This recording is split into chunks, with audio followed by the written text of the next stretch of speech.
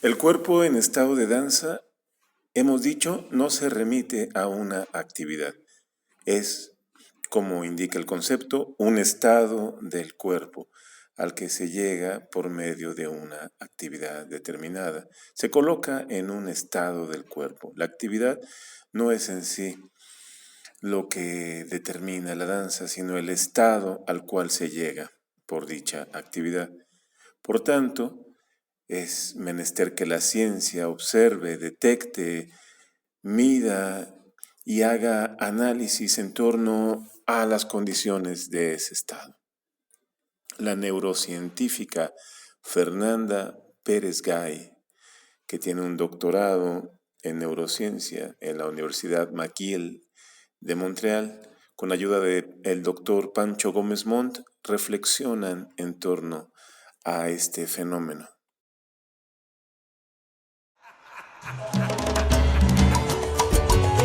Oye, ponte, que venimos repartiendo chicha con la red, tú sabes. Oye, dice Belito, pa' que lo baile todo. Sabes si tú sabes, que no sabes si tú sabes. Incluso antes de la emergencia del lenguaje verbal, el ser humano tuvo la necesidad de comunicarse corporalmente, de expresar sentimientos y estados de ánimo a través de gestos y movimientos. Esta forma de transmitir información se utilizó de forma ritual y social a través de la historia de la humanidad. Así nació lo que hoy conocemos como danza, esa forma artística en la que la experiencia estética se desprende del movimiento corporal rítmico en sincronía con la música. Nietzsche escribió que bailar es devenir movimiento y participar en el baile cósmico de los astros que se mueven en el universo.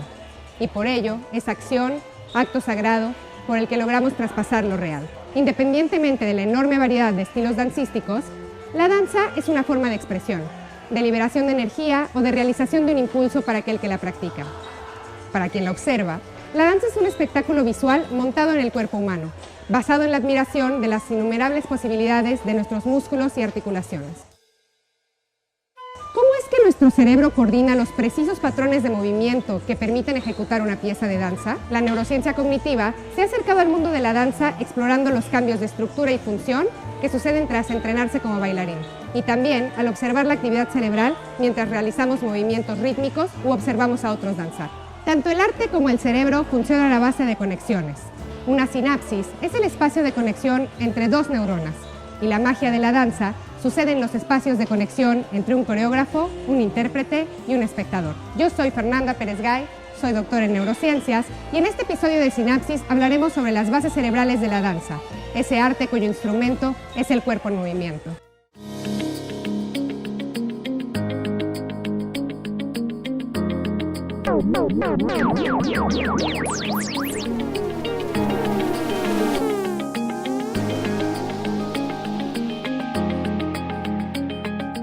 El movimiento es nuestra única forma de interactuar con el mundo. El neurólogo Charles Sherrington dijo que mover cosas es todo lo que el hombre puede hacer. Ya sea para susurrar una sílaba o talar un bosque, el único ejecutante es el músculo. El cerebro tiene distintos sistemas motores. En la corteza cerebral contamos con un área de la que ya hemos hablado en otras cápsulas, la corteza motora primaria. Las neuronas de esta zona están organizadas por partes del cuerpo y envían señales a través de sus axones hasta la médula espinal, donde activan otras neuronas que envían a su vez señales a los músculos, haciendo que se contraigan. Esto corresponde a la última etapa del proceso motor, la ejecución del movimiento. La pregunta es entonces, ¿qué pasa antes? ¿Cómo se coordinan y planean estas acciones de modo que no nos movamos de manera errática y aleatoria, sino en una secuencia ordenada de movimientos que nos permitan interactuar con aquello que nos rodea? Para la planeación del movimiento son esenciales dos áreas de la corteza frontal, vecinas de la corteza motora primaria, la corteza premotora y la corteza motora suplementaria. Uno de los elementos claves de la danza es la capacidad de ubicarnos y movernos en el espacio. Para que las áreas de movimiento realicen su trabajo, es esencial que reciban información sobre el entorno y de la posición del cuerpo. ¿Alguna vez has oído hablar de la propiocepción? Si cierras tus ojos y dejas tu mano derecha justo donde está, podrás ubicar dónde en el espacio y en qué posición está cada uno de tus dedos, aún sin necesidad de verlos. Hacer esto es posible gracias a una serie de receptores nerviosos que tenemos en los ligamentos y tendones de las articulaciones, que envían información a la corteza sensorial, en el lóbulo parietal, generando un esquema corporal. La propiocepción es entonces este sentido de la posición corporal, y hay quien afirma que es nuestro sexto sentido. Cuando bailamos, la información sensorial, visual, espacial y propioceptiva llega a la parte posterior de nuestro lóbulo parietal, donde se procesa y se envía a las áreas de planeación y ejecución del movimiento en el lóbulo frontal. Mientras nos movemos al son de alguna melodía, estas estructuras se comunican en un bucle. La corteza motora envía señales para contraer nuestros músculos y mover nuestras articulaciones, y estas a su vez envían señales propioceptivas de regreso al cerebro para informar de nuestra nueva posición y poder continuar moviéndonos de forma atinada.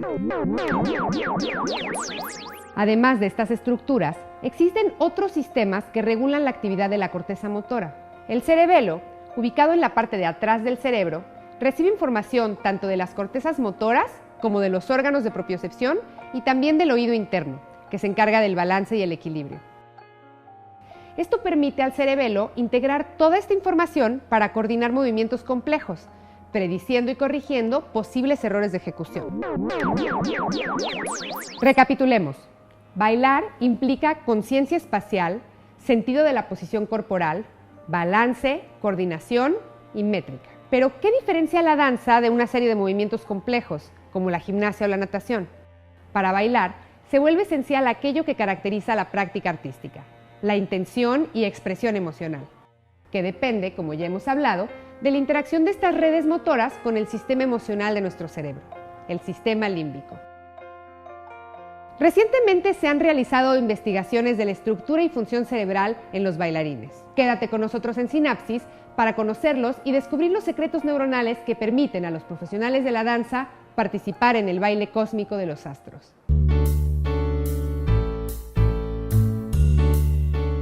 ¿Somos los únicos animales que bailan? Aunque a veces la damos por sentada, la capacidad humana para el movimiento rítmico y espontáneo resulta una novedad evolutiva, y durante mucho tiempo se consideró una capacidad única del ser humano. Aunque resulte difícil de creer, esta idea fue desafiada por una cacatúa. Sí, una cacatúa llamada Snowball. Esta ave se hizo famosa por un video donde aparecía moviéndose al ritmo de una canción de los Backstreet Boys. Tras hacerse viral, la cacatúa impresionó a miles de personas por su forma de bailar, llamando la atención de un grupo de investigadores coordinado por el Dr. Patel. Los investigadores se preguntaron si Snowball realmente estaba bailando al ritmo de la música o si sus movimientos coincidían casualmente con el beat.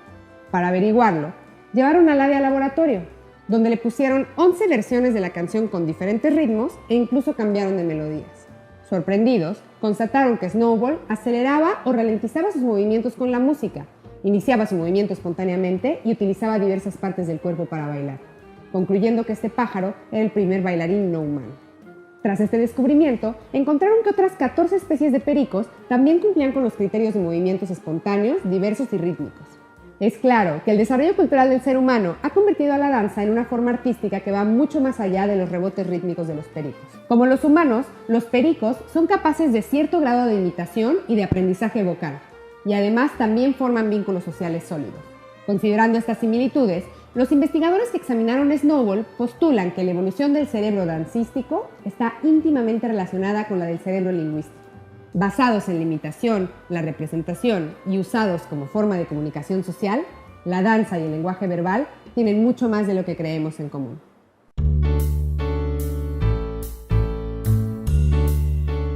¿Qué permite a los bailarines realizar las proezas corporales que tanto nos impresionan? En los últimos años, con distintos métodos de neuroimagen, se han empezado a estudiar los procesos en el cerebro de los bailarines que están involucrados con su práctica artística. Analizar la actividad neuronal de un bailarín en movimiento no deja de ser un reto, pues la neuroimagen requiere de aparatos que normalmente comprometen la movilidad del sujeto de estudio. Por esto, muchos de los primeros acercamientos a la neurociencia de la danza se enfocaron en responder ¿qué sucede en los cerebros de los bailarines cuando observan videos de otras personas bailando? Esto tiene sentido, gran parte del aprendizaje dancístico sucede observando para poder imitar los movimientos de los demás. Estos estudios demostraron que los bailarines tienen especialmente activa la llamada red de observación de la acción. Otro nombre que tal vez hayas escuchado para esta red es el de sistema de neuronas espejo. Compuesta por las cortezas frontales de movimiento y parietales que procesan la información visual y espacial, esta red se activa cuando observamos a los demás moverse. Si además simulamos mentalmente la acción, participan también las cortezas motoras primaria y suplementaria. Al observar danza, los bailarines tienen mayor actividad de estas redes de observación, particularmente la corteza premotora, cuando los comparamos con los no bailarines. Y no solo esto, el grado de actividad depende de su entrenamiento. Entre más práctica tengan, más actividad en la corteza premotora mostrarán al observar a otros sujetos danzando. Por ejemplo, un estudio comparó la actividad de bailarines de ballet al observar ya sea movimientos de ballet o movimientos de capoeira. Encontraron que las redes de observación de acción y de simulación estaban mucho más activas cuando veían aquellos movimientos en los que eran expertos, sugiriendo que, para los bailarines, observar un movimiento conocido es suficiente para practicarlo mentalmente. Aunque importante para la danza, observar no es lo mismo que bailar.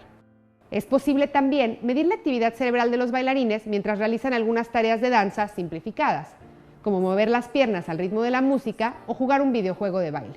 Estos estudios han mostrado que los bailarines tienen mayor actividad no solo de las cortezas motoras y sensoriales que están involucradas en las redes de acción, sino también del giro temporal superior, encargado de la audición.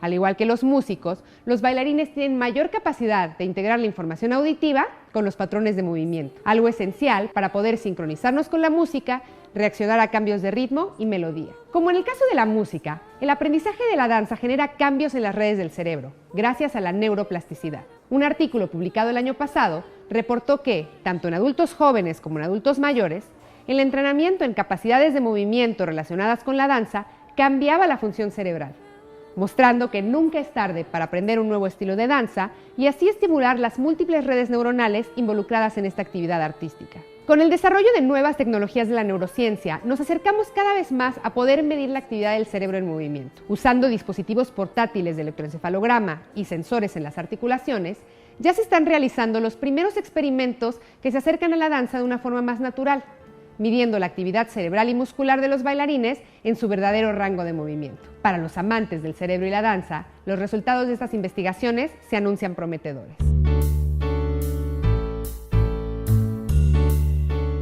Existen estudios que muestran que los bailarines están más conscientes de sus estados corporales. Este es uno de los intereses del Dr. Francisco Gómez Montt, quien se interesa en los procesos neuronales detrás de la danza y cómo esto puede ayudarnos a estar más conscientes de nuestro cuerpo y tener un papel terapéutico en enfermedades como el Alzheimer o la diabetes.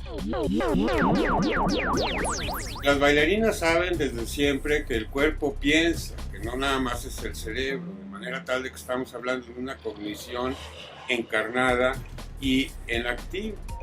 El gran hallazgo ahorita de aplicar técnicas de imágenes cerebrales a la danza tiene que ver con la descripción de un sistema de observación de la acción que es el que se le activa a los espectadores y que incluye las neuronas en espejo.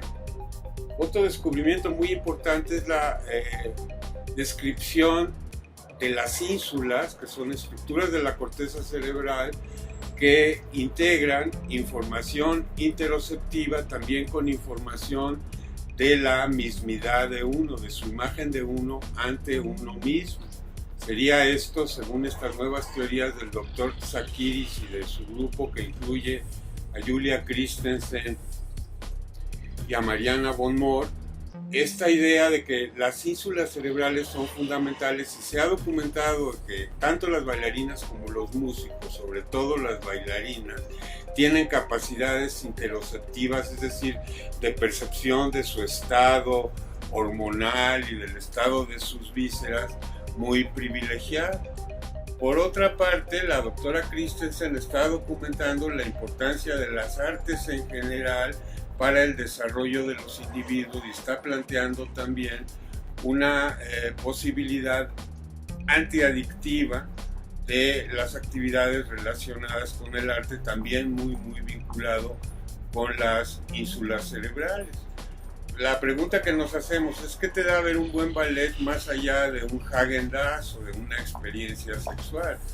Y a lo que se está llegando es de que el arte no solo te estimula los mecanismos relacionados con la dopamina, la anticipación del placer y el placer, sino que también de alguna manera te pone a pensar sobre ti mismo, sobre tu futuro, sobre lo que tú podrías ser, te activa de alguna manera estas otras zonas del cerebro que tienen no tanto que ver contigo como un objeto que consume y anda buscando el placer de la dopamina, sino como alguien que en un momento dado está buscando trascendencia.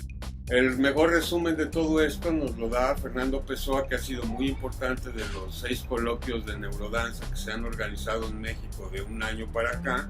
Dice Fernando Pessoa: mi alma es una orquesta oculta, sin una serie de módulos cerebrales que procesan diferentes tipos de información, pero yo solo me conozco como sinfonía. Ese modelo sinfónico de el funcionamiento corporal y cerebral pone a las neuroartes en general y a la neurodanza en particular en un lugar muy privilegiado. Por otro lado, en el área de la salud hay muchísimo interés por aplicar los conocimientos de la neurodanza al tratamiento, por ejemplo, de la enfermedad de Alzheimer, se nos viene una epidemia, de la diabetes, se nos viene en México otra epidemia, y la danza, al integrar lo que tiene que ver con la experiencia musical, con la experiencia motora tipo ejercicio y con el estado mental tipo meditación, de alguna manera tiene 3 ingredientes que se han documentado cada uno por separado, que tiene un valor para la salud. La danza es una actividad sofisticada, mezcla de entrenamiento atlético y entrenamiento artístico. Y es posible gracias a una combinación de nuestros circuitos cerebrales de percepción, cognición, emoción y acción. Pero además de eso, la danza es una actividad social, pues en la mayoría de los casos depende de la coordinación y sincronía con otros seres humanos. Imitar el movimiento de los otros es central para comprenderlos. Las mismas neuronas que están activas en la red de observación de acción, las famosas neuronas espejo, están involucradas en el procesamiento emocional y la cognición social, capacidades fundamentales para la empatía. Así, la danza no solamente nos beneficia al mantenernos activos físicamente, también ejercita nuestra memoria, afina nuestros circuitos sensorimotores, nos permite la expresión emocional y nos aproxima a otros seres humanos. No es una sorpresa que mientras descubrimos las bases neurocientíficas de la danza, siga creciendo el interés para explorar su potencial terapéutico. El cerebro, dijo Emily Dickinson, es más amplio que el cielo. Colócalos juntos y contendrá el uno al otro holgadamente. Te invitamos a seguir surcando los cielos asombrosos del cerebro, dando like a este video, siguiendo nuestras redes sociales, suscribiéndote a nuestro canal de YouTube y esperando las próximas emisiones de Sinapsis, conexiones entre el arte y tu cerebro.